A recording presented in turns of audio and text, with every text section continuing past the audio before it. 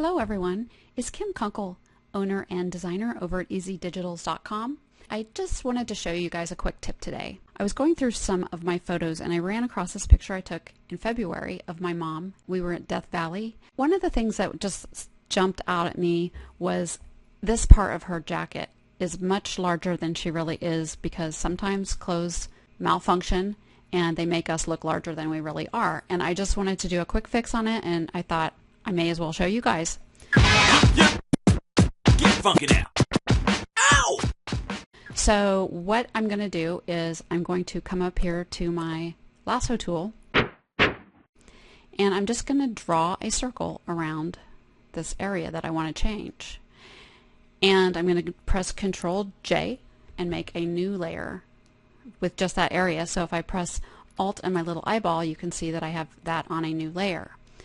I have set up a shortcut myself for the warp tool because I like to use it so much, which is Control comma, and that just makes it come up.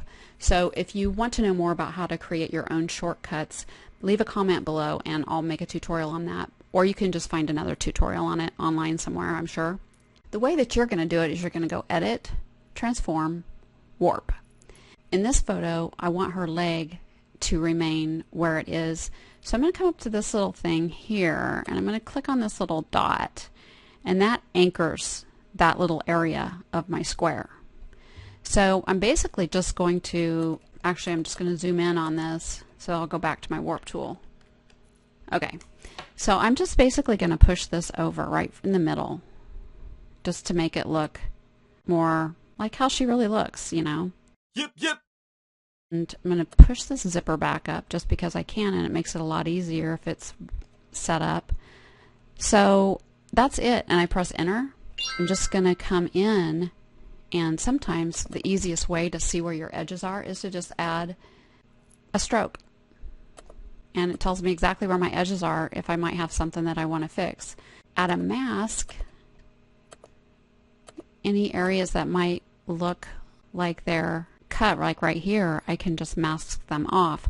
Or I can come back to warp again and push this up just a little bit, which gives me less post-processing on the mask. Press enter, and I can see a little bit of a transition here. So I've got my black selected, and I'm just going to just work on these little areas that might show.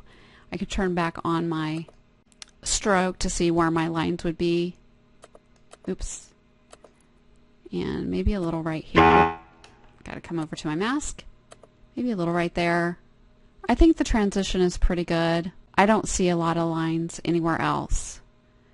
Maybe a little right there. Just making that smooth. And you can do this with skin, jackets, whatever. If somebody's turned, that makes them look a little bit heavier than they really are, or even if you just want to get rid of an area, this is the best way to do it. Some people use the liquify tool, and that is good in some cases, but I like this one for this case.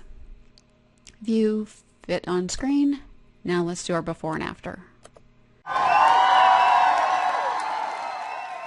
So I think she's going to like that much better. And she thought she looked like a 50s starlet, so I went ahead and added kind of this kind of pink haze effect on it. And I'm sure she'll think she looks fabulous. So if you enjoyed this tutorial, please hit the like button, subscribe to my YouTube channel, and head on over to EasyDigitals.com for all of your Photoshop, template, and background needs. Now go out and do something creative. Get funky now. Ow! Get down. Yo.